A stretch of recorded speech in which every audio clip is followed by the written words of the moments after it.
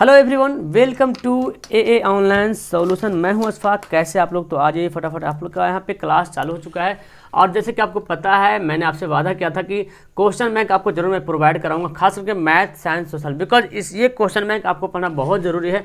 और मैं हमेशा बोलता हूँ कि आप तैयारी अगर कर रहे हो तो क्वेश्चन बैंक जरूर पढ़ो, है ना। मैट्रिक का या इंटर का जो भी हो, क्वेश्चन बैंक आप जरूर पढ़ना। तो मैं आपको 2020 का से दोनों सेटिंग का, 2019 का दोनों सेटिंग का और 2018 का ये सेकंड सेटिंग और लास्ट हो रहा, 17 भी बता देंगे इसी दिन, नेक्स्ट वीक, है ना। 16 ही बता देंगे, 15 ही बता देंगे, 2014 का बता देंगे, 13, 12, 11 तक मैं बता दूंगा, ठीक है।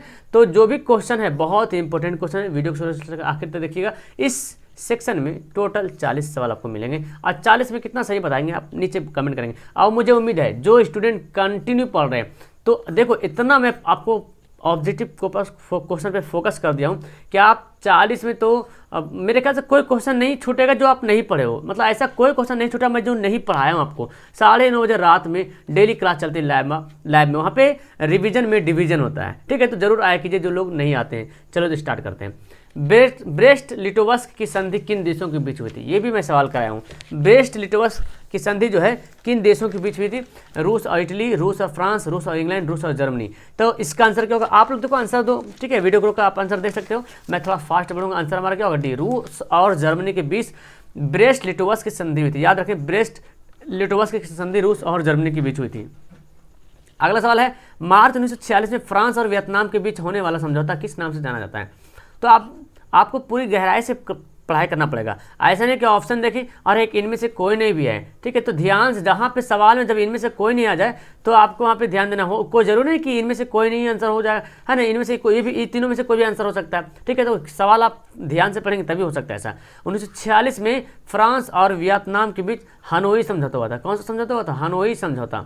लेकिन यहाँ पे ऑप्शन में तो है नहीं, है ना। तो आंसर क्या होगा हमारा? डी आंसर राइट होगा, ठीक है। 1946 में फ्रांस और वियतनाम के बीच हुआ था हनोई समझौता। ओके, आंसर हमारा डी। अगला सवाल है कि पूर्ण स्वराज की मांग का प्रस्ताव कांग्रेस के किस वार्षिक अधिवेशन में पारित हुआ? कितना बार मैं पढ़ाया हूँ, है ना। कांग्रेस पूर्ण स्वराज की मांग, तो आपको पता है पूर्ण स्वराज की मांग 1929 में लाहौर अधिवेशन में पारित हुआ था। आंसर क्या हमारा होगा? ऑप्शन इसका ए बिल्कुल करेक्ट आंसर हो जाएगा, ठीक है। उम्मीद करता हूँ अब तक तो क्लियर आ रहा होगा, है ना। वल्लभ भाई पटेल, जिसको सरदार वल्लभ भाई पटेल बोलते हैं, सरदार की उपाधि किसान आंदोलन के दौरान दी गई थी। तो कौन सी किसान आंदोलन की?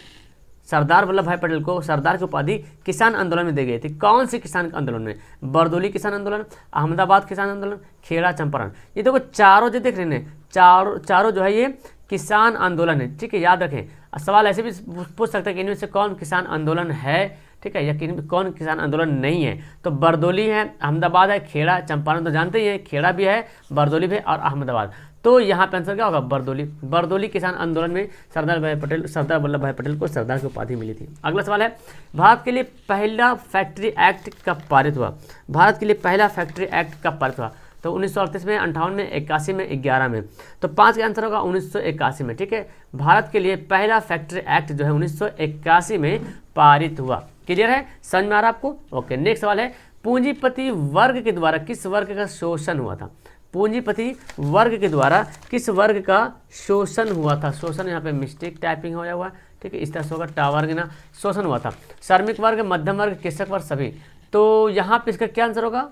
ओके, तो इसका बिल्कुल सही आंसर होगा ऑप्शन हमारा डी, सभी वर्ग का शोषण हुआ था। श्रमिक वर्ग का भी शोषण हुआ था, मध्यम वर्ग का भी शोषण हुआ था, कृषक वर्ग का, यानी कि पूंजीपति वर्ग के द्वारा जिसके पास ज़्यादा पूंजी था, यानी कि प्राइवेट, मतलब समझ रहे हैं ना, पूंजीपति जिसके पास काफ़ी पैसा धन था, उसके द्वारा ये तीनों का शोषण किया गया था, ठीक है। आंसर हमारा डी होगा। अगला सवाल है, आधुनिक युग में अर्थव्यवस्था के क्षेत्र में होने वाली सबसे बड़ी क्रांति कौन सी थी? आधुनिक युग में अर्थव्यवस्था के क्षेत्र में होने वाली सबसे बड़ी क्रांति कौन सी थी? तो वाणिज्य क्रांति, औद्योगिक क्रांति, साम्यवादी क्रांति, भौगोलिक क्रांति। तो इसका सही आंसर होगा औद्योगिक क्रांति। कौन सी क्रांति? औद्योगिक क्रांति यहाँ पे बिल्कुल सही आंसर होगा। देखो मैं एक बात बताता हूँ, आपके पास भी गाइड होगा, मेरे ख्याल से गाइड तो हर किसी के पास है ना। क्वेश्चन बैंक का गाइड हर किसी के पास है, गाइड भी है ना। तो गैड में ना बहुत सवाल का जवाब आपको गलत मिलेगा। ये 2018 का क्वेश्चन आप उठा के देख लो, अगर आपके पास है क्वेश्चन बैंक तो देख लो, उसमें कम से कम 10-12 सवाल गलत मिलेगा। ठीक है, तो सुधारना बहुत जरूरी है। भूमंडलीकरण की शुरुआत किस दशक में हुई थी? बहुत अच्छा सवाल है। भूमंडलीकरण की शुरुआत किस दशक में हुई थी? ये भी सवाल मैं पढ़ा दिया आपको। भूमंडलीकरण की शुरुआत किस दशक में हुई थी? ये भी सवाल मैं आपको पढ़ाया हूँ। 1990 के दशक में, 1960 के दशक में, 70 के दशक में, 1980 के दशक में। तो इसका आंसर हमारा ए होगा 1990 के दशक में। मुझे याद है किसी वीडियो में मैं शायद 1970 के दशक में बता दिया था, ये नहीं, गलत होगा। ठीक है, 1990 के दशक में 100% सही है, 1990 के दशक में। ठीक है, एकदम एनसीईआरटी का ये सवाल है। ठीक है, और लगभग यहाँ पे जितना सवाल सब के सब एनसीईआरटी के सवाल है। ठीक है, गुटेनबर्ग ने सबसे पहले किस पुस्तक की छपाई की? गुटेनबर्ग ने सबसे पहले किस पुस्तक की छपाई की? तो ये छापाखाना के बारे में बोल रहे हैं ना, गुटेनबर्ग के छापाखाना का आविष्कार भी क्या था? तो कुरान, गीता, हदीस, बाइबिल। तो बाइबिल सबसे पहले जो है बाइबिल पुस्तक की छपाई की थी। अगला सवाल है, विश्व में सबसे पहले सर्वप्रथम मुद्रण की शुरुआत कहाँ हुई थी? एकदम हल्का सवाल है, एकदम हल्का सवाल है कि विश्व में सर्वप्रथम मुद्रण की शुरुआत कहाँ हुई थी? भारत, पाकिस्तान, भारत, जापान, चीन, अमेरिका। जब भारत का नाम आता तो भारत के पास, जब भारत का कोई नाम लेता है तो तुरंत उसको मैंने पाकिस्तान तुरंत ही आ जाता, मुंह पे बैठ जाता है भारत पाकिस्तान, ऐसा पता नहीं क्या हो गया। तो सबसे पहले मुद्रण की शुरुआत कहाँ हुई थी? चीन में, है ना। आंसर हमारा क्या होगा? सी होगा। अगला सवाल है कि मेंढक के प्रजनन प्रक्रिया को बाधित करने वाला हार्मोन कौन सा है? मेंढक के प्रजनन प्रक्रिया को बाधित करने वाला हार्मोन कौन सा है? बेंजीन, यूरिया, एंड्रीन, फास्फोरस। ये भी सवाल मैं बहुत बार करवाया हूँ, तो इसका आंसर क्या होगा? एंड्रीन। आंसर हमारा सी बिल्कुल सही आंसर हो जाएगा। अगला सवाल है कि बिहार में अति जल दोहन से भूमिगत जल में किस तत्व का संकेंद्र बढ़ा है? ठीक है, बिहार में अति जल दोहन से भूमिगत जल में किस तत्व का संकेंद्रण बढ़ा है? फ्लोराइड, क्लोराइड, आर्सेनिक, लोहा। तो 12 नंबर सवाल का आंसर हमारा हो जाएगा, ऑप्शन हमारा सी हो जाएगा ना, टंटन आंसर सी, बिल्कुल राइट आंसर। ओके, नेक्स्ट सवाल है, संविधान की धारा 21 का संबंध है अन्य जीवों तथा प्राकृतिक साधनों के संरक्षण से, जल संसाधन संरक्षण से, मृदा संरक्षण से, खनिज संपदा संरक्षण से। तो फिलहाल 13 नंबर सवाल का आंसर हमारा ए हो जाएगा सही आंसर। आपकी किताब में 2 धारा दिया, एक धारा 19 आता है ना, जो स्वतंत्रता से संबंधित है, एक धारा 21 आता है जो कि अन्य जीवों, अन्य नहीं, सॉरी, वन्य होगा, वन्य जीवों तथा प्राकृतिक संसाधनों के संरक्षण से। तो ये दोनों बात याद रखेंगे। अगला सवाल है, बिहार में कितने प्रतिशत भौगोलिक क्षेत्र में वन फैला हुआ है? तो कभी कभी आपकी किताब में 7.2, 7.5 ऐसे भी दिखेगा। ठीक है, तो फिलहाल ऑप्शन के हिसाब से जो सवाल आए हुए हैं एग्जाम में वो आंसर हमारा डी होगा। ठीक है, बिहार में कितने प्रतिशत भौगोलिक क्षेत्र में वन फैला हुआ? 7%, याद रखेंगे इस सवाल को। नेक्स्ट सवाल है, एल्यूमिनियम बनाने के लिए किस खनिज का उपयोग की आवश्यकता पड़ती है? तो खैर ये साइंस का भी सवाल आ गया, आपको सोशल में पढ़ना है एल्यूमिनियम के बारे में, मतलब कि भौगोलिक के बारे में पढ़ेंगे तो आपको मिल जाएगा वहाँ पे, है ना। ये सोशल में सवाल है, एल्युमिनियम बनाने के लिए किस खनिज की आवश्यकता पड़ती है? तो एल्युमिनियम का जो अयस्क है वही खनिज की आवश्यकता पड़ेगी, बिल्कुल, है ना। तो बॉक्साइट यहाँ पे अयस्क है, और मैं हमेशा बताता हूँ, जब भी मैं बॉक्साइट के बारे में बताता हूँ तो कोरंडम है एक अयस्क है, और करायोलाइट है, ठीक है ना, करायोलाइट भी है। ओके, ये याद रखेंगे, करायोलाइट ये भी है एल्युमिनियम का। ओके, आगे बढ़े, नेक्स्ट सवाल देखो, भारत में किस राज्य में सौर ऊर्जा के विकास की सर्वाधिक संभावना है? किस राज्य में सौर ऊर्जा, समझ रहे हैं ना, सन से जो ऊर्जा प्राप्त होता है उसको बोलते हैं सौर ऊर्जा। तो किस राज्य में सौर ऊर्जा से विकास की सर्वाधिक संभावनाएं हैं? और वो हो जाएगा राजस्थान। क्या आंसर होगा हमारा? सी, राजस्थान। राजस्थान यहाँ पे बिल्कुल सही आंसर हो जाएगा। राजस्थान जो है वो भारत में सौर ऊर्जा उत्पादन करने के लिए संभावना ज़्यादा है। निम्नलिखित में से छोटे पैमाने का उद्योग क्या है? छोटे पैमाने, समझ रहे हैं, छोटे पैमाने मतलब छोटे स्तर पे जो उद्योग करते हैं, चीनी उद्योग, कागज उद्योग, खिलौना उद्योग या विद्युत उपकरण उद्योग। तो इसका आंसर होगा खिलौना उद्योग, क्योंकि खिलौना उद्योग जो है ना एकदम छोटे पैमाने पे देखा जाता है। इन चारों में से, ऑप्शन के हिसाब से चारों में से आंसर हमारा सी होगा।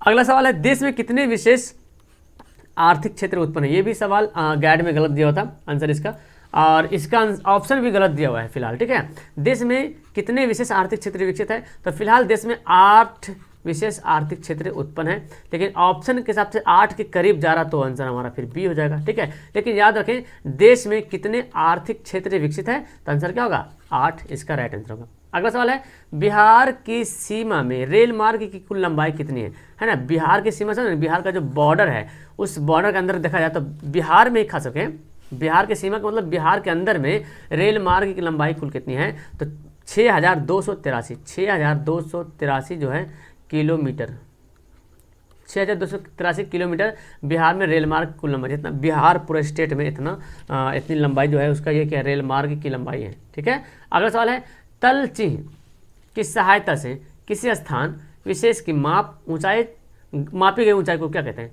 तल चिन्ह की सहायता से, है ना, किसी स्थान विशेष की मापी गई ऊंचाई को क्या कहते हैं। स्थानीय ऊंचाई, विशेष ऊंचाई, समोच्च ऊंचाई, त्रिकोणमितीय ऊंचाई।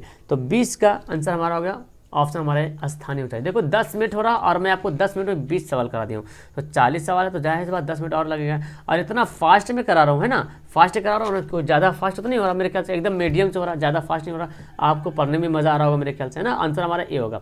अगला सवाल है कि जब हम लैंगिक विभाजन की बात करते हैं, ठीक है, तो हमारा अभिप्राय क्या होता है। जब हम लैंगिक विभाजन करते हैं, सेक्सुअल डिवीजन करते हैं, तो हमारा क्या होता है, अभिप्राय क्या होता है। स्त्री और पुरुष के बीच जैविक अंतर, समाज द्वारा स्त्रियों और पुरुषों को दी गई असमान भूमिकाएं, बालक बालिकाओं की संख्या का अनुपात, लोकतांत्रिक व्यवस्थाओं में महिलाओं को मतदान का अधिकार ना मिलना।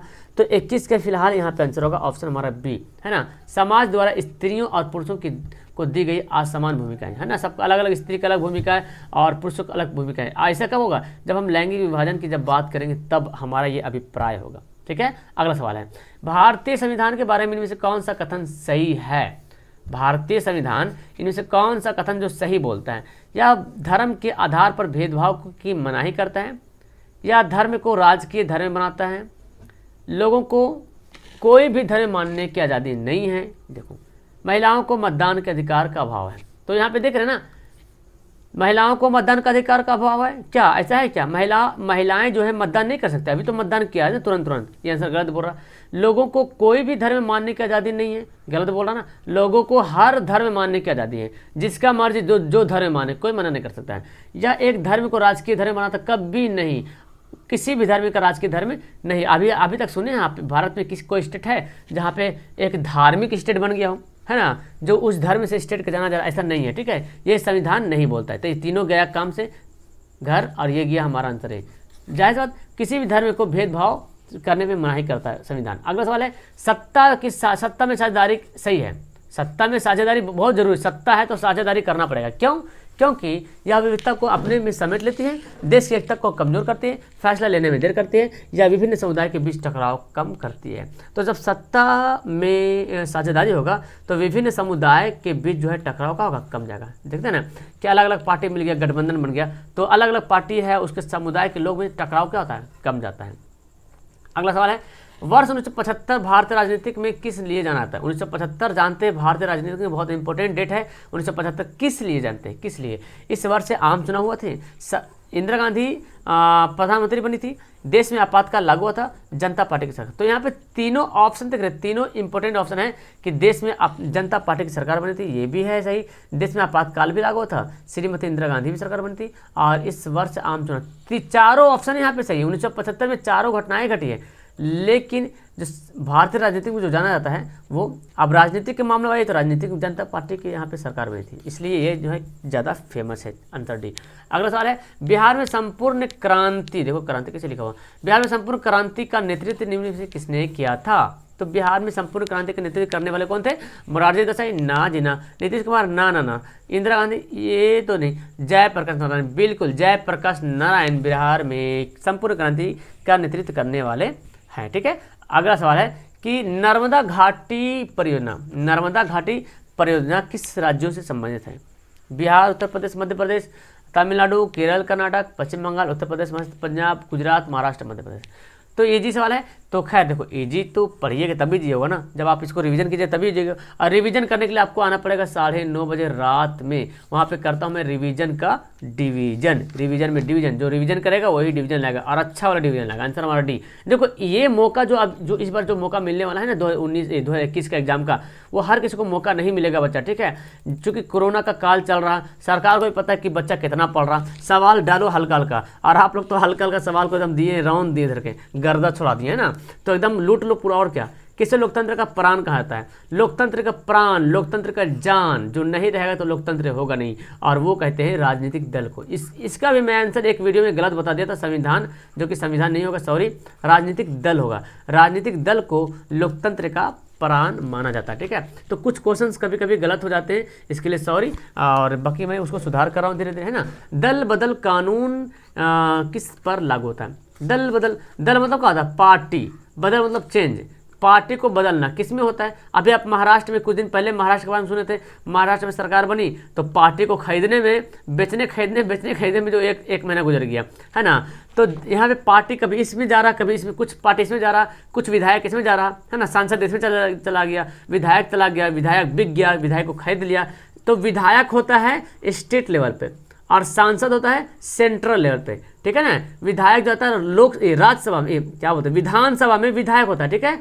विधानसभा में विधायक होता है और लोकसभा में सांसद होता है। संसद अलग होता है, संसद पार्लियामेंट को बोलते हैं, और सांसद बोलते हैं मेंबर ऑफ पार्लियामेंट, पार्लियामेंट का मेंबर जो आदमी होगा वो बोलते हैं। और संसद भवन तो जगते 50 का नोट रहता है ना, 50 के नोट में संसद भवन का फिगर बना हुआ है। अगला सवाल देखो कि जनता दल यूनाइटेड पार्टी का गठन कब होता है? ये भी सवाल मैं एक बार गलत बताया था कि जनता दल यूनाइटेड मतलब JDU, मुझे याद है जो मैं सवाल गलत बताया था आंसर, ठीक है। और इसका मैं एक बार सुधार भी करवाया था। तो यहाँ पे आंसर हमारा बी होगा। 1999 में जनता दल यूनाइटेड की स्थापना हुई थी। 1999 में जनता दल यूनाइटेड का गठन हुआ। शरद पवार यहाँ पे थे, लेकिन नीतीश कुमार 2003 से फेमस हुई, इसलिए बहुत सारे स्टूडेंट 2003 मार देते हैं, और गूगल में भी आपको 2003 ही भी देखने को मिलेगा, ठीक है। लेकिन रियल में ये है 1999 में जनता पार्टी का गठन हुआ था। अगला सवाल है, निम्न में से कौन अर्थव्यवस्था को प्राथमिक क्षेत्र देता है? देखो कितना हल्का सवाल। और देखो ये इस प्राथमिक क्षेत्र, द्वितीयक क्षेत्र, तृतीयक क्षेत्र, ये तीनों आपको पता होना चाहिए। प्राथमिक क्षेत्र कहते हैं कृषि क्षेत्र को, ठीक है। किसको बोलते हैं? कृषि क्षेत्र को। और जो सेवा क्षेत्र है और एक औद्योगिक क्षेत्र है। तो औद्योगिक क्षेत्र वो सेकंड नंबर पर आता है और सेवा क्षेत्र वो तृतीय क्षेत्र पर आता है, ठीक है, याद रखिएगा। औद्योगिक मतलब उद्योग से रिलेटेड है ना। और सेवा क्षेत्र मतलब सेवा से, जैसे बैंकिंग, परिवहन, ये सब का सेवा प्रदान करता है, ठीक है। तो सेवा क्षेत्र तृतीय में आएगा, औद्योगिक क्षेत्र द्वितीय आएगा, और प्रथम क्या आएगा? प्राथमिक क्षेत्र। जैसे कृषि क्षेत्र, कृषि एरिया, कृषि क्षेत्र में जो भी आ जाए वो सब हमारा कृषि क्षेत्र हो जाएगा। अगला सवाल है, जिस देश की प्रति व्यक्ति आय अधिक होगी वह देश कहलाता है। तो ये भी मैं आपको पढ़ाया था, आज शाम को आप पढ़ेंगे, या तो शाम को मैं वीडियो डाल रहा हूँ, इकोनॉमिक्स का वीडियो डाला, तो उसमें बताया था प्रति व्यक्ति आय के बारे में कि जिस देश की प्रति व्यक्ति सबसे अधिक होगी उस देश को बोलेंगे विकसित। कौन सा देश बोलेंगे? क्योंकि किसी भी देश का किसी भी देश को जानना कि कौन सा देश विकसित है, अविकसित है, या अर्धविकसित है, या विकासशील है, तो उसका प्रति व्यक्ति आय जाना पड़ेगा। प्रति व्यक्ति आय के हिसाब से हम जानें कि कौन सा देश विकसित है, या अर्धविकसित है, या विकासशील है। और भारत कैसा देश है? भारत जो है विकासशील देश है। भारत जो है क्या? विकासशील देश है, हाँ, विकासशील देश है, याद रखेंगे। अगला सवाल है, बिहार के किस जिले की प्रति व्यक्ति आय सर्वाधिक है ना। प्रति व्यक्ति मतलब एक व्यक्ति पे कितना इनकम कर रहा, एवरेज में निकाला जाता है। तो बिहार के किस जिले में प्रति व्यक्ति आय सर्वाधिक है? पटना। आंसर हमारा क्या होगा? पटना जो है बिहार का पटना जिला है जिसमें जहाँ प्रति व्यक्ति आय सर्वाधिक है, ठीक है। आंसर हमारा क्या होगा? ए बिल्कुल राइट आंसर होगा। अगला सवाल है, भारत का केंद्रीय बैंक है ना, भारत का केंद्रीय बैंक का नाम क्या है? तो सेंट्रल बैंक जिसको बोलते हैं ना, सेंट्रल बैंक ऑफ इंडिया, जिसको बोलते हैं RBI, क्या बोलते हैं? Reserve bank of India. Reserve bank of India, इसकी स्थापना 1 अप्रैल 1935 को हुई थी, है ना, याद रखें। इसका हेड क्वार्टर आपको पता है मुंबई में। हेड क्वार्टर मतलब समझते हैं ना, मुख्यालय जिसको बोलते हैं, हेड क्वार्टर, ठीक है। अगला सवाल देखो, व्यावसायिक बैंकों का सर्वप्रथम राष्ट्रीयकरण कब हुआ था? व्यावसायिक बैंकों का सबसे पहले राष्ट्रीयकरण कब हुआ था? तो व्यावसायिक बैंकों का सबसे पहले राष्ट्रीयकरण हुआ था 1969 में। 1969 में, जिसमें 14 बैंक थे, ठीक है। 14 बैंक का राष्ट्रीयकरण हुआ था 1969 में। उसके बाद 6 बैंक का और हुआ था 1984 या 86 में हुआ था, शायद 84 या 86 में कन्फ्यूज कर रहा हूँ। उसके बाद 6 बैंक का और हुआ था, ठीक है। लेकिन वर्तमान में अगर पूछा जाए वर्तमान में भी कितने बैंक कार्यरत है, तो आपका 19 बैंक हो जाएगा। जो राज्य की क्या बोलते हैं राष्ट्रीयकरण, कितने बैंकों का राष्ट्रीयकरण वर्तमान में अभी है? राष्ट्रीयकृत बैंक राष्ट्रीयकृत बैंक अभी भारत में कितना 19 है, ठीक है। लेकिन मिल करके मर्ज होकर के तो फिलहाल 12 बैंक बच रहे हैं, लेकिन शाखा ब्रांच सबका है लेकिन अलग नहीं हुए, बस मर्ज कर दिया गया है। जैसे कि आपको पता है 2-3 बैंक मिला दिया गया है ना, तो मतलब वर्गीय क्या होता है, राष्ट्रीयकृत बैंक 19 है लेकिन मिला हुआ है अभी जो है कुछ बैंक को मिला दिया, जैसे यूनियन बैंक में आंध्रा बैंक, कौन कौन बैंक मिल गया, सब में बहुत अलग अलग मिल गया, ठीक है। अगला है ऊर्जा का मुख्य स्रोत क्या है, कोयला, पेट्रोलियम, विद्युत। यहाँ पे कुछ तो इंपॉर्टेंट दिख रहा, अगर इस ऑप्शन में रहता सूर्य, अगर इस ऑप्शन में रहता सूर्य तो सबसे अच्छा हमारा क्या होता, सूर्य होता, लेकिन ऑप्शन में तो सूर्य है नहीं, तीनों एक ही थाली के चट्टे पट्टे, आंसर हमारा डी होगा, है ना, क्योंकि यहाँ पे एक ही है। तो ऊर्जा के मुख्य स्रोत यहाँ पे तीनों हो जाएगा, क्योंकि कोयला भी ऊर्जा जनरेट करता है, पेट्रोलियम भी, विद्युत भी। अगर इनमें से कोई नहीं एक जगह पे रहता सूर्य तो सबसे बेहतर आंसर क्या होता, सूर्य होता, ठीक है, मुख्य स्रोत में। अगला है इनमें से कौन बहुराष्ट्र कंपनी है। बहुराष्ट्र मतलब हुआ कि विदेशी कंपनी, बहुराष्ट्र मतलब क्या हुआ, अपने देश का नहीं, विदेशी देश का, सॉरी, बहुराष्ट्र कंपनी का मतलब हुआ, मैं गलती बता दिया, बहुराष्ट्र कंपनी मतलब अपने देश का कंपनी, है ना। देसी, देसी जानते हैं ना, देसी, देसी घी सुने कि नहीं, अपने राष्ट्र की कंपनी, अपने देश की कंपनी जिसको बोलते हैं बहुराष्ट्र। तो फोर्ड मोटर्स ये तो भारत की है नहीं, सैमसंग भी भारत की नहीं है, कोका कोला भी भारत की नहीं है, तो आंसर हमारा डी। जैसे कि एक ऑप्शन आता है डाबर करके आता है, डाबर, डाबर दंत मंजन नहीं ढोते हैं, डाबर, है ना, तो ये हमारा डाबर जो है भारत की है, ठीक है। तो बहुत सारी कंपनियां हैं, लेकिन ऑप्शन यही दो में मैं देखा हूँ आप तक, ये सवाल जो देखा हूँ, दो टाइप का सवाल देखा हूँ, यहाँ पे कोको कोला या तो फिर डाबर एंट्री कर दिया, ठीक है। अगला सवाल, उपभोक्ता अधिकार दिवस कब मनाया है। ये जो उपभोक्ता अधिकार दिवस दिया हुआ है ये विश्व स्तर पे है ना, विश्व स्तर पर उपभोक्ता अधिकार दिवस कब मनाया जाता है, 17 मार्च, 15 मार्च, 19 मार्च, 22 मार्च। तो 15 मार्च को विश्व स्तर पर उपभोक्ता अधिकार दिवस मनाया जाता है। और अगर पूछा जाए कि भारत में, लेकिन सवाल नहीं आता, लेकिन मैं बताता हूँ, भारत में जो उपभोक्ता अधिकार दिवस मनाया जाता है वो 24 दिसंबर को, ठीक है, 24 दिसंबर को भारत में उपभोक्ता अधिकार दिवस मनाया जाता है। अगला सवाल है जी, यदि किसी वस्तु का सेवा है का मूल्य, यदि किसी वस्तु का सेवा का मूल्य, किसी वस्तु या सेवा का मूल्य, अच्छा कोई वस्तु हो या उसका सेवा का मूल्य 20 लाख से ज़्यादा हो और 1 लाख से कम, 1 करोड़ से कम, 20 लाख से ज़्यादा और 1 करोड़ से कम हो, तो उपभोक्ता कहाँ शिकायत कर सकता है ना। यदि किसी वस्तु या सेवा का मूल्य 20 लाख से अधिक हो, है ना, और किसी वस्तु का दाम 20 लाख से ज़्यादा है और 1 करोड़ से कम है, अगर इसके बारे में शिकायत करना है, इस वस्तु के बारे में कि ये ऐसा नहीं है वो, तो ये कहाँ कर सकता है, तो ये कर सकता है, आंसर हमारा क्या होगा, इसका आंसर हमारा होगा ऑप्शन हमारा बी, राज्य आयोग में। कहाँ करेगा, राज्य आयोग में करेगा। और 39 सवाल जो खत्म हो रहा, सुनामी का प्रमुख कारण क्या है, सुनामी क्यों आता है आपको पता है। एक बंदा मेरे पास कमेंट किया, सर सुनामी कहाँ आता है, लो यार ये भी कमेंट करने की जरूरत है, चलो ठीक है, लेकिन बच्चा जानना तो जरूर, क्लास 10th में गया है, नया गया, पहली बार आया, तो फिर जानने तो पड़ेगा, हंसने की कोई बात नहीं, ठीक है। तो सुनामी कहाँ आता है, सुनामी देखो बच्चा, सुनामी आता है सा से सुनामी, सा से समुंदर, है ना, सा से सुनामी, सा से समुंदर, तो समुद्र में भूकंप आता है, याद रहेगा। एक तो भूकंप आता है पृथ्वी पे, अगर पूछा जाएगा भूकंप पृथ्वी पे, भूकंप कहाँ आता है, तो पृथ्वी पे, लेकिन बोला जाए सुनामी कहाँ आता है, तो सुनामी आता है समुद्र में, ठीक है। अगला सवाल और लास्ट सवाल, भूकंप केंद्र के ऊर्ध्वाधर पृथ्वी पर स्थित केंद्र को कहते हैं, भूकंप केंद्र के, जहाँ पे भूकंप केंद्र बनता है, ठीक है, कि ऊर्ध्वाधर, अब भूकंप हुआ, अब वो जहाँ पे से भूकंप पृथ्वी के ऊपर, जहाँ पता चला अच्छा यहीं से भूकंप शुरू हुआ रहेगा, तो वहाँ पे जो केंद्र बनेगा उस केंद्र को क्या बोलेंगे, उसको बोलेंगे अधिक केंद्र। क्या बोलेंगे, अधिक केंद्र, याद रहेगा। तो देखो यहाँ पे 20 से 22 मिनट हो गया है ना, और मैं आपके लिए 40 क्वेश्चन कंप्लीट करा दूँ। और यहाँ पे मेरे ख्याल से कोई क्वेश्चन ऐसा नहीं होगा जो आपको नहीं पढ़ाना, 1-2 क्वेश्चन हो सकता हो, लेकिन मुझे तो नहीं लगता कि कोई क्वेश्चन है जो मैं आपको नहीं पढ़ाता हूँ। 9:30 बजे रात में बहुत मज़ा आता है, आप लोग जरूर 9:30 बजे रात में तशरीफ़ लाइए, ठीक है। मैं आपको वहाँ पे खैर मकदम करने के लिए एकदम हमेशा के लिए तैयार रहूँगा, ठीक है। और वहाँ पे बड़े मजे से वहाँ पे साइंस का क्वेश्चन, सोशल का क्वेश्चन और मैथ का भी सवाल आपको देखने को मिलता है। तो फिलहाल तो मुझे आप एकदम प्यारे प्यारे लफ्ज़ में, प्यारे प्यारे अल्फाजों में मुझे कमेंट करें कि 40 में कितना सही आंसर बनाए हैं, ठीक है। तो वीडियो यहाँ पे लास्ट करूँ, अच्छी लगी तो लाइक तो बनता है ना, लाइक कर दिया करो, और पहली बार है तो सब्सक्राइब कर लिया करो, ठीक है, बिकॉज आपको इसमें से 1 पैसा नुकसान नहीं होगा, बल्कि मैं आपको बहुत फ़ायदे देने वाला हूँ, ठीक है। और वीडियो बहुत सारा 1700 से ज़्यादा वीडियो अपलोड होया हुआ है, तो जा करके देखो, बहुत अलग अलग तरह का वीडियो है। और क्वेश्चन बैंक देखो 2018 का साइंस का क्वेश्चन अपलोड हो गया 2018 तक, मैथ का भी 18 तक अपलोड हो गया, और आज हमारा सोशल साइंस का भी अपलोड हो गया, साइंस का तो 2017 भी अपलोड कर दूँ, ठीक है। तो क्वेश्चन बैंक एकदम जरूर बनाना बच्चा, ठीक है, कुछ बनाओ मत बनाओ, लेकिन क्वेश्चन बैंक जरूर बनाना, 9 बजे रात को, 9:30 बजे रात को जरूर आना, ठीक है। और 12 बजे भी क्लास आपको चलती है मैथ क्लास सब्जेक्टिव क्वेश्चन, वहाँ पे भी जरूर आइए। 7 बजे आपका सब्जेक्टिव क्वेश्चन चलता है साइंस का या सोशल का, ठीक है, तो वहाँ पे भी जरूर आइए, ठीक है। और सुबह 7 बजे तो क्लास चल रही है। ओके, तो वीडियो करें यहाँ पे लास्ट, मिलता हूँ नेक्स्ट वीडियो में। Bye, that's all, thank you, bye.